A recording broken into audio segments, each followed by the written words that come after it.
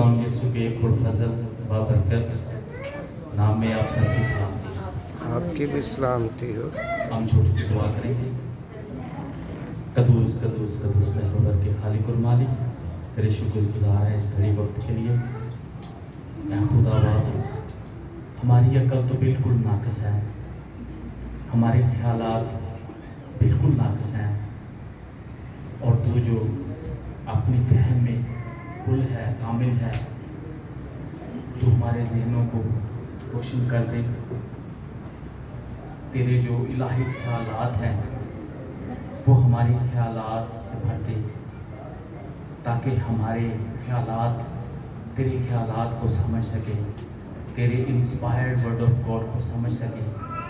ऐ खुदा बाप, तू हमें अपनी फहम अता कर, अपनी पाक रूह अता कर, ताकि हम तेरी पाक रूह के वसीला से तेरे कलाम के राज़ों को जान सकें, और ये तेरी मर्ज़ी के मुताबिक हो। मांगते और पा लेते हैं मसीह यीशु के नाम में, आमीन।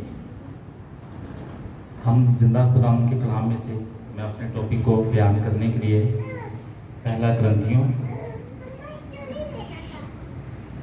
उसका 15वां बाब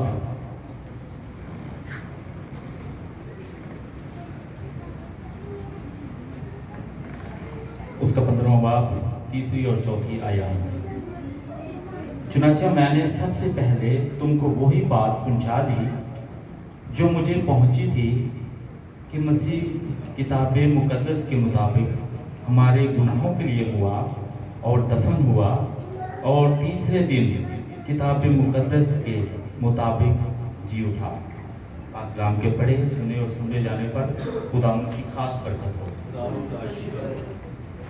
मेरा जो आज का जो कलमा दिया गया है वो है, आज ही तो मेरे साथ फिरदौस में होगा।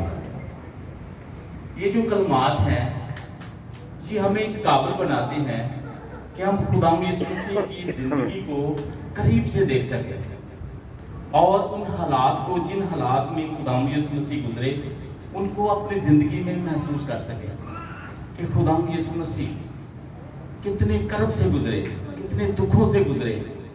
और आज हम अपने दुखों को रियलाइज करें तो हमारे दुख कुछ भी नहीं है, कुछ भी नहीं है हमारे दुख, लेकिन खुदावंद यीशु मसीह ने इतने दुख बर्दाश्त किए सिर्फ हमारी निजात के लिए। तो पहला जो दूसरा कलमा वो है कि आज ही तो मेरे साथ फिरदौस में होगा। इसमें हम देखते हैं जो कलाम में से हवाला पढ़ा गया है कि खुदावंद यीशु मसीह का मरना, दफनाया जाना, जिंदा होना, ये सब किताब मुकद्दस के ऐन मुताबिक है, क्योंकि बाइबल मुकद्दस जो है वो इसको बड़ी तरतीब से बयान करती है।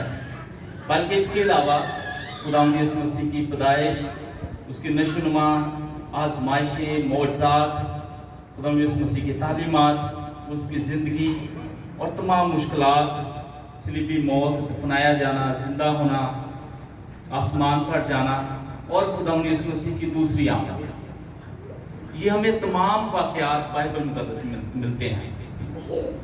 तो अगर हम मसीही बाइबल मुकद्दस के मुताबिक जिंदगी गुजारते हैं, जैसे जो बाइबल मुकद्दस हमें बताती है, फिर हम स्टैंडर्ड मसीही हैं। अगर हम उनके कलाम मुकद्दस के अहम अहकामात को, उसकी तालीमात को नहीं मानते, ठीक तरीके से नहीं मानते, तो हम वो मसीही हैं जो बराए नाम है। सिर्फ हम अपने आप को मसीही कहते तो हैं, लेकिन वैसे स्टैंडर्ड के मसीही नहीं हैं। जैसी बाइबल हमें बताती है कि आप किस किस्म की जिंदगी गुजारें, और ये सारा कुछ अगर आप बाइबल की स्टडी करें तो सारा कुछ हमें मिलता है कि किस तरीके से तरतीबवार खुदा ने हमारे लिए तमाम काम किए हैं। कि खुदावंद यीशु मसीह की जिंदगी और जो बाइबल हमारी है वो है एक ड्राइविंग सीट हमारे लिए। देखो, एक ड्राइवर जो है वो किस तरीके से अपनी गाड़ी को जिधर मर्जी कर सकता है, लेकिन अगर हमारी ड्राइविंग सीट बाइबल के मुताबिक नहीं है तो हमारी जिंदगी किसी तरह भी चली जा सकती है, हमारी जिंदगी कंट्रोल में नहीं है। तो इन सारी बातों को मद्देनजर रखते हुए ये है कि हम अपनी सारी जिंदगी जो है वो बाइबल के आयन असूलों के मुताबिक गुजारें, फिर हम स्टैंडर्ड मसीही हैं। फिर हम देखते हैं कि उस वक्त खुदावंद यीशु मसीह के इस दौर में दो बड़ी अदालतें लगी थी। एक अदालत थी जो सदरे अदालत थी, सनहेड्रिन सदरे अदालत, और फिर जो रोमी हुकूमत थी वो उसका इंसाफ में बहुत बोलबाला था। ये दोनों ही अदालतों ने खुदावंद यीशु मसीह को बेगुनाह करार दे दिया। और पिलातुस ने तो अपने हाथ धोए पानी से कि मैं इस बेगुनाह के खून से पाक हूँ। ये एक बहुत ईडियम है कि जब हम हाथ धो लेते हैं किसी ऐसे जुर्म से तो इसका मतलब है कि हम बिल्कुल पाक हैं। लेकिन यहूदियों ने क्या किया, जिनके लिए खुदावंद यीशु मसीह वादे का मसीहा था, तो उसने क्या किया, उन्होंने कहा कि इनको सलीब दें, इनका गुनाह हम पर और हमारी नस्लों पर। कितनी अजीब लानत उन्होंने अपने ऊपर ले ली कि हम पर भी इसका गुनाह हो, इस बेकसूर का गुनाह हमारी जिंदगी में भी हो और हमारी नस्लों पर भी हो। कितनी बड़ी कोताही उन्होंने कर दिया। और हम तो चूंकि गैर कौम से मसीहत की तरफ आए हैं तो हम तो बहुत खुशकिस्मत मैं समझता हूँ कि हैं, क्योंकि हम उस लानत से बाहर हैं। आज भी अगर वो यहूदी लोग जो खुदावंद यीशु मसीह को सच्चे दिल से कबूल करते हैं तो वो लानत से पाक है, जिन्होंने अपने नस्लों के ऊपर भी अपनी वो लानत ले ली।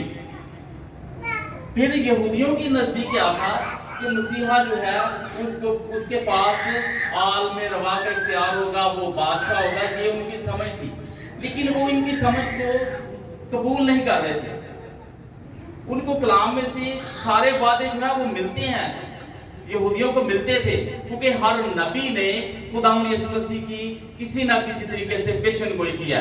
यहाँ तक कि जो बाइबल मुकद्दस की पहली किताब है पैदाइश, उसमें भी जिक्र है कि जो औरत से पैदा होगा वो तुम्हें निजात देगा। तो औरत से कौन पैदा हुआ है? खुदावंद यीशु मसीह। गुरसा मां मरियम से कमारी से पैदा हुआ। तो देखो कि कितनी यशायाह नबी ने इतनी पेशन गोइयां की, यिर्मयाह नबी ने पेशन गोइयां की, ज़करिया ने पेशन गोई की, यानी कि बहुत सारे अंबिया कराम ने उसकी पेशन गोई की, लेकिन उनकी आंखें बंद थी। जैसे यशायाह नबी ने लिखा हुआ था, इस कौम की आंखें बंद की गई हैं ताकि ये देखते हुए ना देखें और सुनते हुए ना सुने।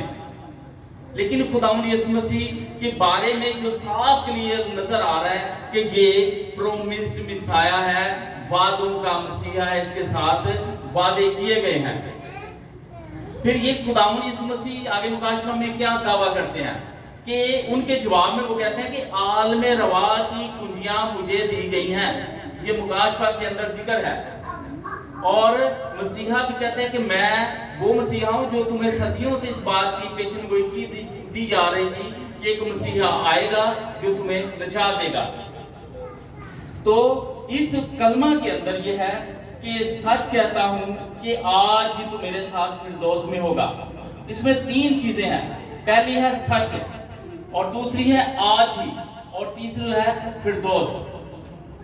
सच, जितनी भी सिनॉप्टिक गॉस्पेल्स हैं, यानी तीन अंजील हैं, मुकद्दस मरकस की अंजील, मुकद्दस मत्ती की अंजील और मुकद्दस लूका की अंजील, इनको हम कहते हैं सिनॉप्टिक गॉस्पेल्स कि एक इनके हवाले, इनके मौजज़ात एक दूसरे के साथ मिलते हैं।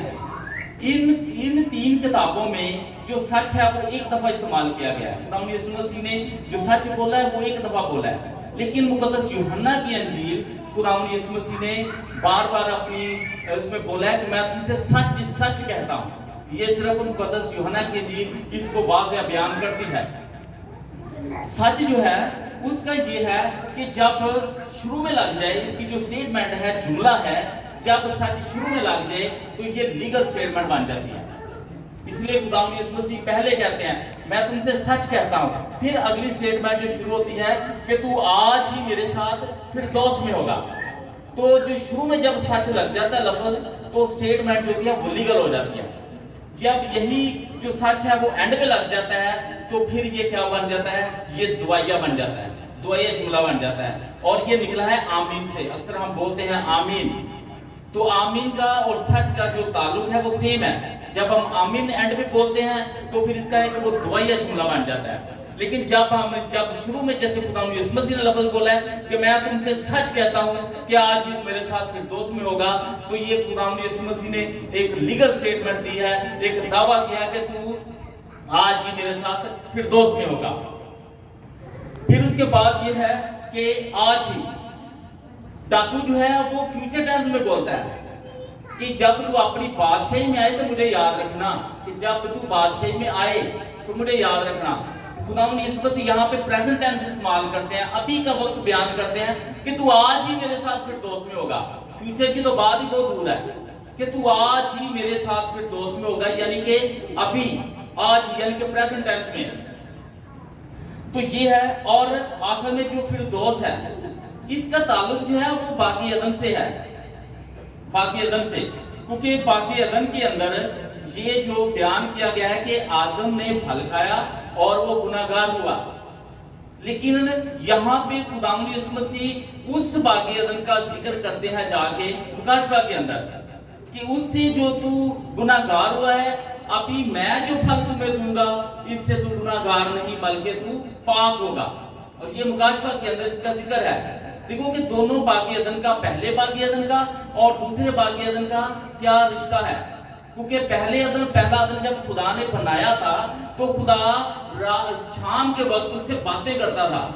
آج ہم یہی کہتے ہیں کہ اے خدا تو مجھ سے بول, جب ہم دعا کرتے ہیں یا اپنی کوئی ایسا کرتے ہیں, کوئی ردم جو ہم کوئی بھجن گاتے ہیں تو کہتے ہیں خدا ہم سے باتیں کر, ہم سے بول, جب پاسے کے لیے دعا کی جاتی. لیکن یہاں پہ جب باقی عدن میں دیکھو کہ جب گناہ نہیں کیا تھا انہوں نے تو خدا شام کے وقت ان سے باتیں کیا کرتا تھا. کتنی بڑی بات ہے کہ خدا خود آگے آدم اور حوا سے باتیں کیا کرتا تھا, اور جب گناہ ہو گیا تو وہ باتیں, وہ رشتہ جو تھا وہ ختم ہو گیا.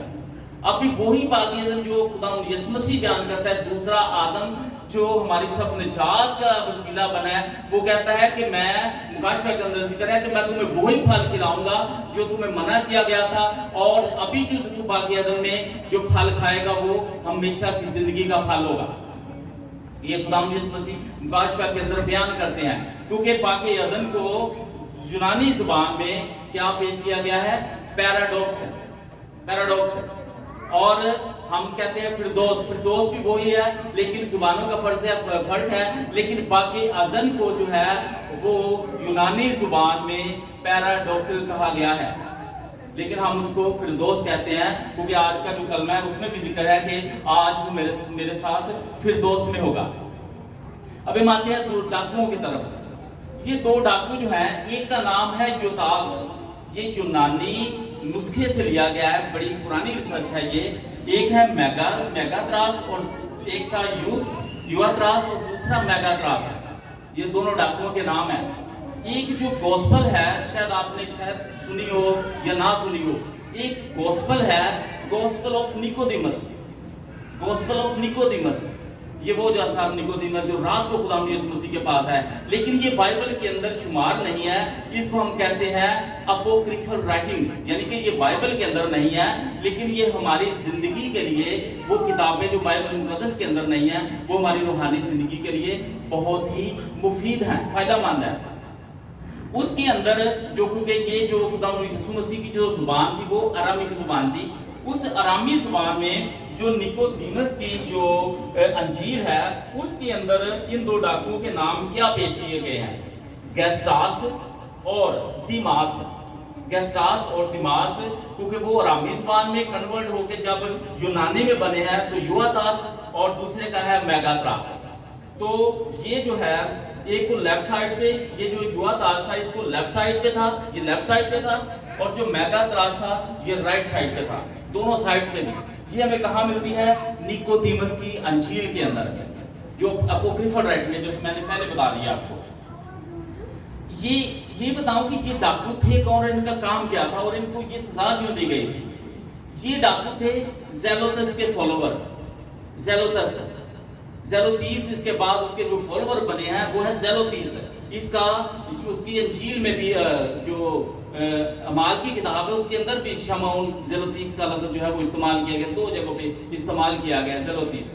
یہ ہے 167, اس کا بیک جائے تو اس کی جڑ جو ہے وہ 167 BC میں جاتی ہے, جب یہودا مکابی جنہوں نے رومی حکومت کے خلاف بغاوت کی تھی, کیونکہ رومی حکومت جو تھی وہ اپنے اصول اپنانا چاہتی تھی, تو یہ مکابی تھا, یہ یہودی تھا. ہم کہتے تھے ہم یونانی, یہ جو یونان کی حکومت ہے ان کو ہم نہیں مانتے. انہوں نے اس کے ساتھ کیا کی تھی, बगावत की थी और बगावत करके बहुत ज़्यादा इन्होंने फतह हासिल की थी उस वक्त, और बहुत सारा जो रकबा था उसको काहिने आज़म, जो उस वक्त का काहिने आज़म था जो यरूशलेम की हैकल में थे, तो बड़ा सारा हिस्सा जो था उसमें शामिल कर दिया था इस यहूदा मकाबी ने और इसके फॉलोवर्स ने। वहीं से ही ये जो सेलोतीस थे इन्होंने वो लिया, उन्होंने वही जो मूवमेंट चलाई और आगे इनका क्या ये था, जो ज़ेलोतीस वाले क्या थे, ये पहले तो उन्हीं से मुतासर थे, यहूदा मकाबीन से मुतासर थे।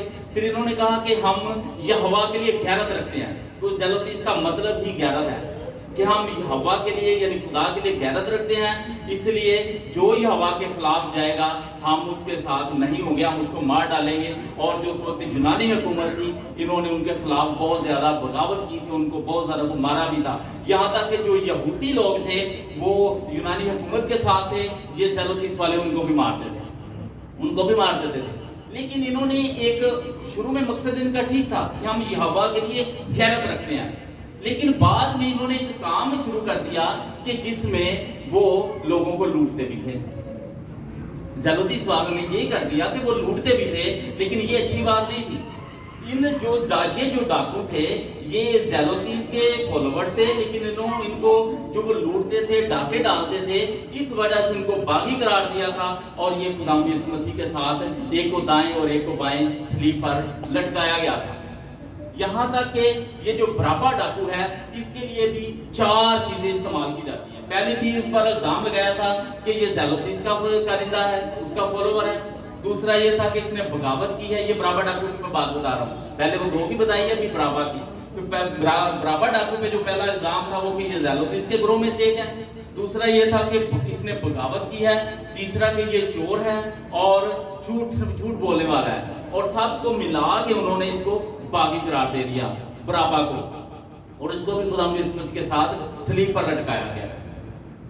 ये जो 2 डाकू हैं जो ये बड़ी तारीखी बात को बयान करते हैं कि जो पहला डाकू है उसने उस पर तंज किया था। असल में 4 ग्रोह थे जिन्होंने तंज किया था। पहले थे जो काहिने आज़म लोग थे, उन्होंने खुदावंद यीशु मसीह पे तंज किया था।